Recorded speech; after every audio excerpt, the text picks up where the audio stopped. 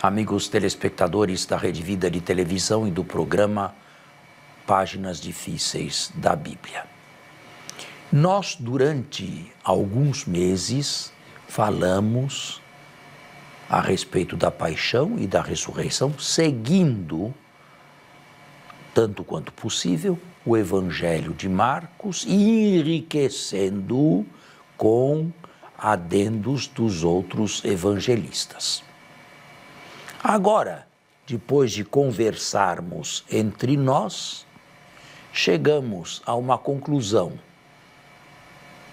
Praticamente nestes anos, nós vimos boa parte da Bíblia. Mas existe uma matéria que se chama Introdução à Sagrada Escritura e que eu confesso, desde que estou neste programa há anos e anos, não me lembro ter tratado aqui com os telespectadores, com os nossos amigos que nos escutam. Qual era este problema ou esta nova realidade, este estudo? Então, a você que nos acompanha pela Rede Vida, com muita alegria estamos aqui, exatamente o que o padre acabou de nos falar. Quando nós começamos a estudar a teologia bíblica no curso de teologia, há essa matéria de introdução às Escrituras, onde a gente aprende alguns conceitos antes propriamente de entrarmos no universo da Bíblia. E eu conversando com o padre, o senhor já deu esses temas para os nossos telespectadores, aí que ele lembrou, nunca tivemos a oportunidade de falar sobre isso. Então, é uma primavera nova no nosso programa, né? Hoje nós quereríamos falar com você, que nos assiste através da Rede Vida, sobre um tema muito importante para entender a Bíblia, que é o tema da inspiração. Muito bem. Inspiração é um tema amplo, sabe? Não é um tema para se falar num único programa. Em primeiro lugar, se buscarmos um dicionário, qualquer que ele seja, de qualquer língua, pegamos o nosso dicionário em português, procuremos a palavra inspiração.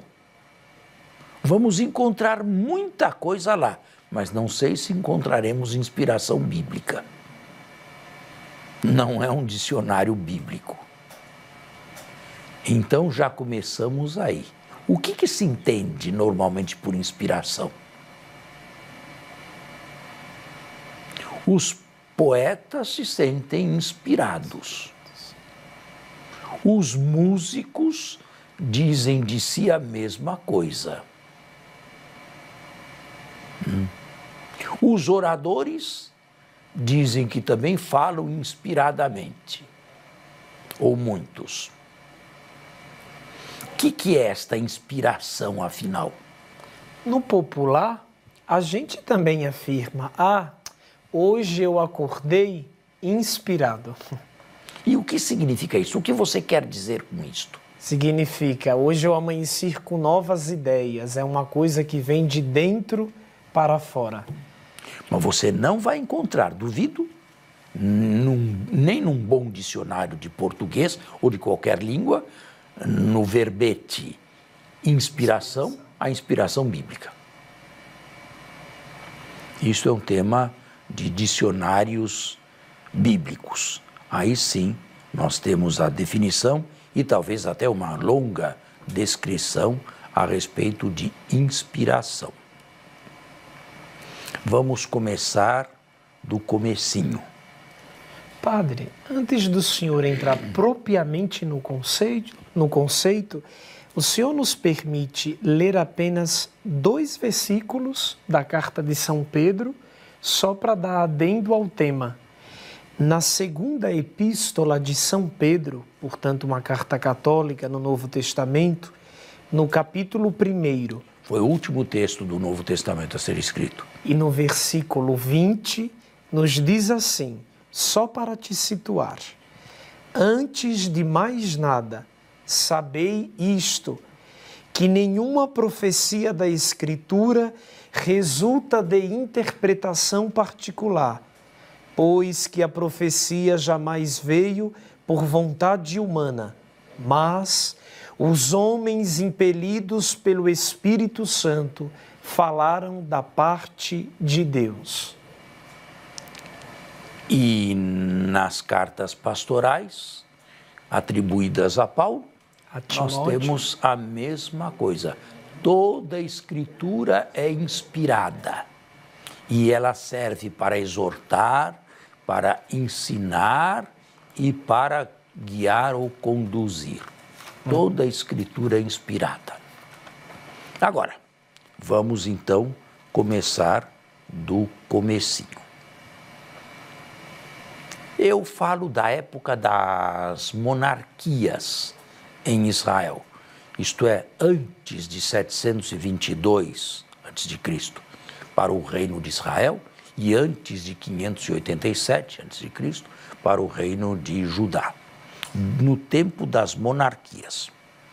No norte, em Israel, surgiram profetas, como Elias e Eliseu, que não deixaram nada por escrito. E temos o profeta Amós, o primeiro de todos os que nos legaram alguma coisa, e o profeta Oséias. Ao mesmo tempo, no sul, nós tivemos o profeta Isaías, a partir de 740 a.C., contemporâneo do profeta Miqueias. Isaías, um cidadão, Miqueias, um camponês. Eles falavam em nome de Deus, oráculo do Senhor, e compunham bem o oráculo do Senhor. Sabe como compunham o oráculo? Vinha o oráculo e eles o trabalhavam de maneira poética. Por quê? De maneira poética, sabe? Será que já não seria o movimento da inspiração? Então? Não, simplesmente porque a poesia é mais fácil de ser gravada do que a prosa, do que a linguagem lógica. Portanto, um curto verso, ou num curto verso, de 2 ou 3 ou 4 hemistíquios, apenas um oráculo de Deus, que depois corria de boca em boca, porque naquela época não havia meio de comunicação, a não ser esse, de boca em boca. Havia escrita, se houvesse escrita naquele tempo, era muito rara. Apenas 1% sabia ler e escrever. 1%. Eram os famosos escribas, que moravam no Palácio dos Reis. Até mesmo reis eram analfabetos. Como Carlos Magno, na Idade Média, no início da Idade Média. Aquilo era a palavra de Deus? Eu creio piamente que Isaías não inventou. Um pouco depois dele veio Jeremias, também com oráculo. Só que a diferença de Isaías, Jeremias escreveu os seus oráculos num livro. Pela primeira vez, na época ou na era profética, entra o livro, o texto. Jeremias diz que Deus ordenou que escrevesse, através do secretário Baruque, todos os oráculos ditos a Israel. Entre 627, o ano do início da sua missão profética, até 609, quando deixou Israel depois da morte do rei Josias e se tornou profeta de ameaça no Reino do Sul, em Judá. O rei Joaquim, quando soube que os oráculos de Jeremias eram lidos no no templo. E por que lidos no templo? Porque o templo era o único lugar onde se reunia, onde cabia uma certa multidão. Mandou trazê-lo, era o inverno de 605 para 604, dezembro de 605, queimou, à medida em que o livro ia sendo livro, com uma espátula, com uma faca, ele rasgava a folha e a jogava no braseiro. Isto feito, o próprio Deus encarregou Jeremias de escrever um novo livro contendo os mesmos oráculos e outros mais que ele ia pronunciando em Judá a partir de 609 até a tomada da cidade, a segunda deportação de judeus em 587. Bem, em que momento podemos falar de inspiração? Olhe, o texto de Isaías, desde que Isaías falou até o livro de Isaías, sofreu 1001 reedições, e toda reedição não deixava de trazer novidades, acréscimos ou atualizações. Certo? Vamos fazer um intervalo e voltamos. Muito bem, estamos de volta. Até agora o que eu falei está claro? Sim. Então, Isaías pronunciou de viva voz. As palavras de Isaías foram aumentadas, foram reinterpretadas, foram reatualizadas, isto durante séculos. Quando foi que o livro de Isaías recebeu um ponto final? Eu diria, em alguma época do período persa. O período persa vai de 539 a 333. Em alguma época desse período persa, o livro de Isaías, como de alguns outros profetas, Jeremias também, deve ter recebido um ponto final.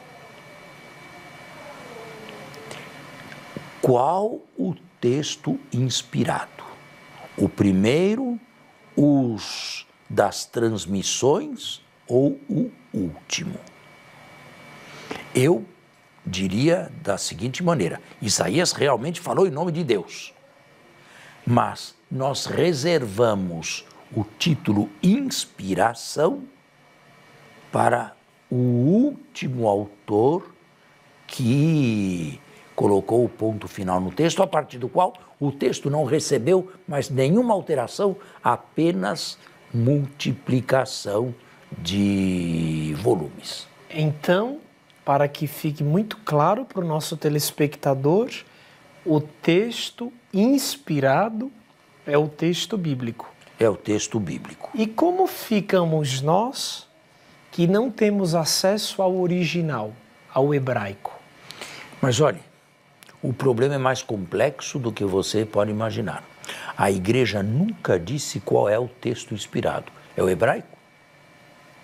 É o grego? É o texto massorético? É o texto massorético? É o texto da Septuaginta? É o texto grego? É o texto geronimiano da Vulgata? A igreja nunca disse. Ela disse que a Bíblia é inspirada, mas nunca disse qual o texto inspirado.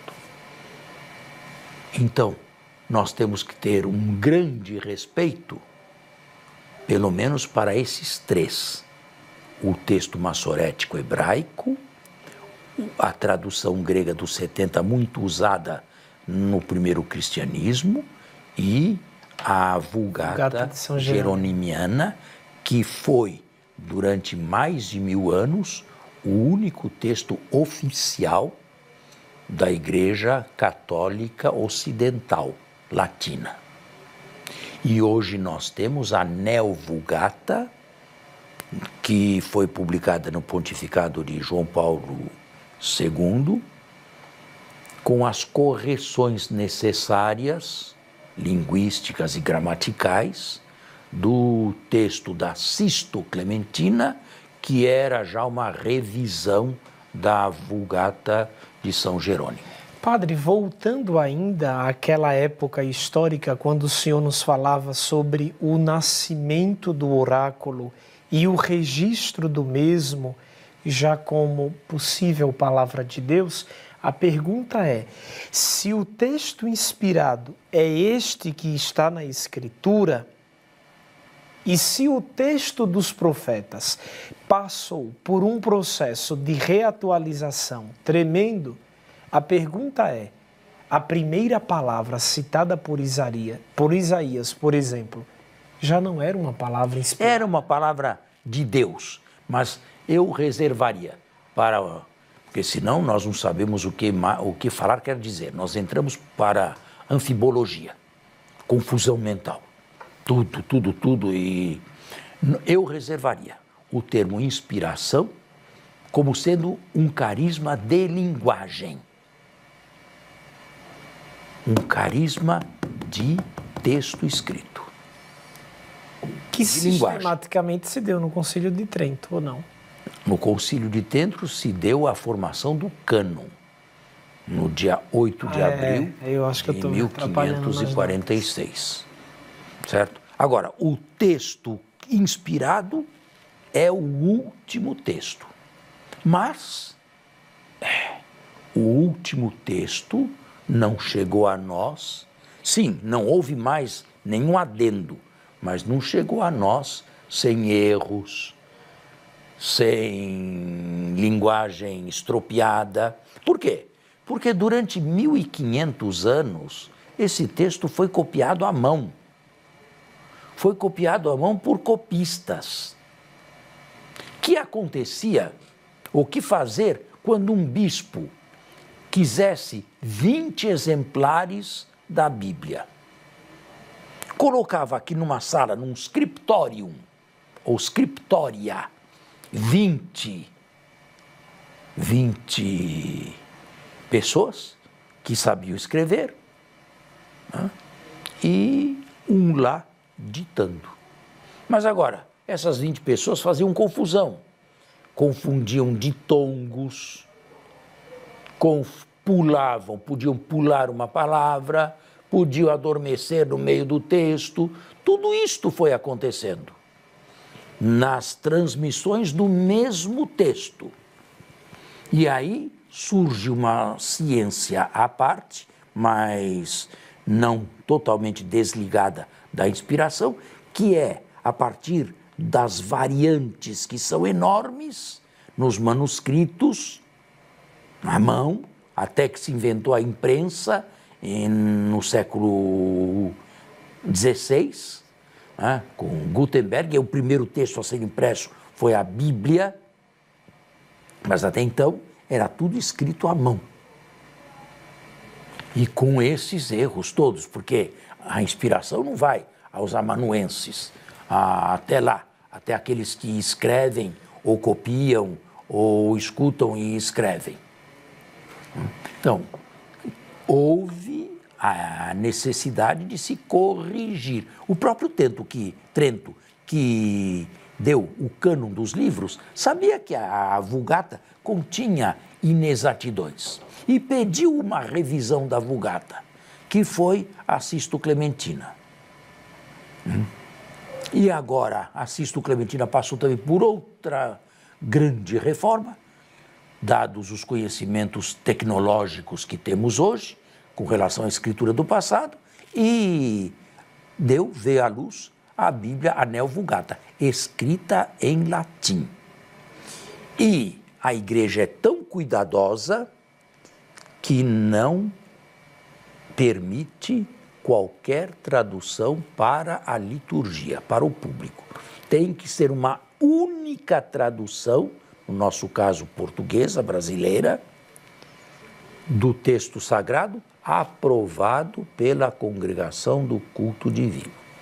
As 20, 30 Bíblias católicas que nós temos em mãos servem para o uso particular, mas não para a leitura litúrgica e pública.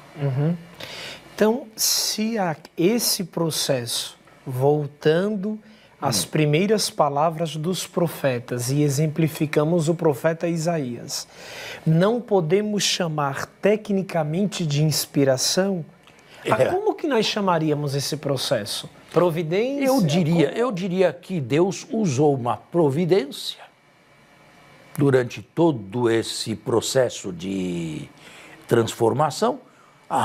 Houve uma providência de Deus que trouxe a última redação, que foi levando um texto até a sua última redação, e a esta última redação nós damos o nome de texto inspirado. A última redação, porque senão, repito, entramos em anfibologia. Não sabemos mais o que falar quer dizer.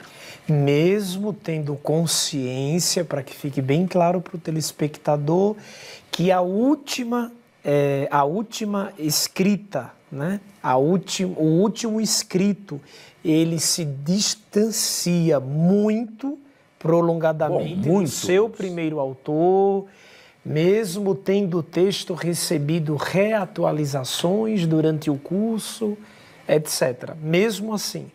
Mesmo assim o quê? Mesmo o último escrito a ser colocado nas escrituras, possuindo uma distância muito grande das intenções do seu autor, é o último texto que é inspirado. É o último texto que é inspirado. Agora, ele não é inspirado diretamente em português, né? Ele foi inspirado nas 3 línguas que eu citei aqui há pouco, né? Aqui nós temos uma tradução aproximativa. Quem não tem capacidade para ler o texto na língua original, não no primeiro escrito, porque esse desapareceu, mas na língua original, hebraico, grego ou o latim da Neo-Vulgata, esse aqui deve se contentar com uma tradução aproximativa. Essas traduções não são inspiradas.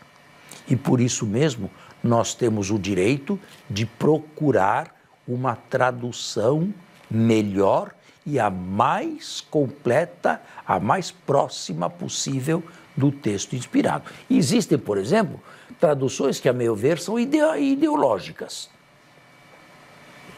Chamar o senhor de patrão. O senhor na antiguidade era o patrão de hoje? Você percebe que as 2 palavras não são sinônimas? O senhor tinha direito de vida e de morte sobre o seu escravo. O patrão tem? Imagina. Chamar o escravo do passado em operário é a mesma coisa? Isso é, para meu ver, uma tradução péssima, falsa e ideológica. Nós temos que voltar a isto no nosso próximo encontro, se Deus quiser. Muito obrigado pela audição.